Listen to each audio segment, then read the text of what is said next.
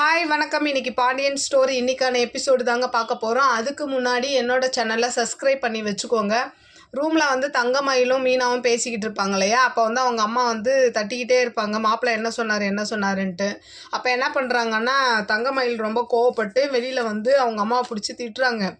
எதுக்கு சும்மா இதே மாதிரி பேசிக்கிட்டே இருக்க அப்படின்ற மாதிரி சொன்னோன்னா, என்ன மாப்பிள்ளை பார்த்தியா என்னென்ன அவங்க அம்மா விசாரிப்பாங்க.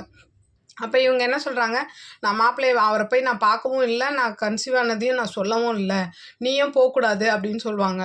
உடனே ஏன் நீ அப்படிலாம் சொல்கிற, வா நான் உன்னை கூட்டு போகிறேன்ற மாதிரி கையை பிடிச்சி இழுப்பாங்க. அப்போ உடனே என்ன பண்ணுவாங்க, தங்கமயில் போல்டாக ஒரு விஷயத்த சொல்கிறாங்க.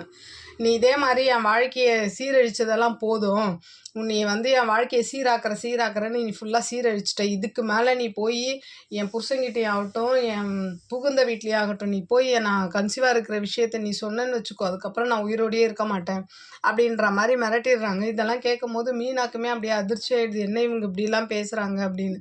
என் பிள்ளைய நான் தனியாக வளர்த்துக்குவேன், இதுக்கப்புறம் நீ அங்கே போகவும் கூடாது, போலீஸ் ஸ்டேஷனுக்கும் போகக்கூடாது, என் புகுந்த வீட்டுக்கும் போகக்கூடாதுன்னு வார்ன் பண்ணி விட்டுறாங்க. அப்புறம் இவங்களாம் என்ன பண்ணுறாங்க, மீனாவும் சரின்னு சொல்லிட்டு தங்கமயில் கிட்ட சொல்லிட்டு கிளம்பிடுறாங்க. கிளம்புனா தங்கமயில் அவங்க அம்மா சும்மா இல்லாமல் மீனாவை பிடிச்சி எல்லா உண்மையும் வாங்கிடுறாங்க. மீனாவும் நடந்ததெல்லாம் சொல்லிடுறாங்க.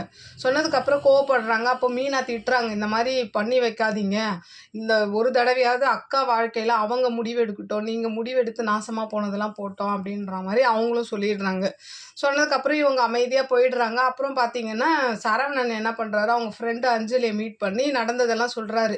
இந்த மாதிரி நான் தங்கமயில சொல்லக்கூடாத ஒரு வார்த்தையெல்லாம் சொல்லிட்டேன் அப்படின்ற மாதிரி சொன்னதுக்கப்புறம் அப்புறம் அஞ்சலியும் கோவப்படுறாங்க. அந்த வார்த்தையெல்லாம் நீ சொல்லக்கூடாது, எப்படி நீ சொல்லலாம், ஒரு வேளை அவங்க நிஜமாக கன்சீவாக இருக்கலாம்ல அப்படின்னு வந்து இவன் இப்பயும் என்ன சொல்கிறான்னா, இல்லை அது பொய், அது நடக்க வாய்ப்பு இல்லைன்ற மாதிரி தான் சொல்கிறான்.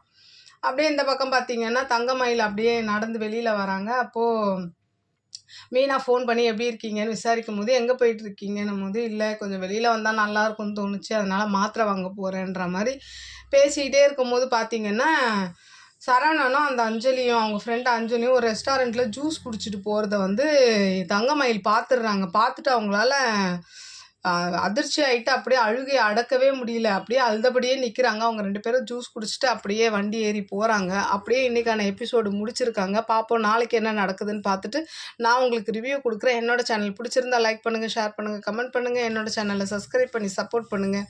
நன்றி, வணக்கம், பாய்.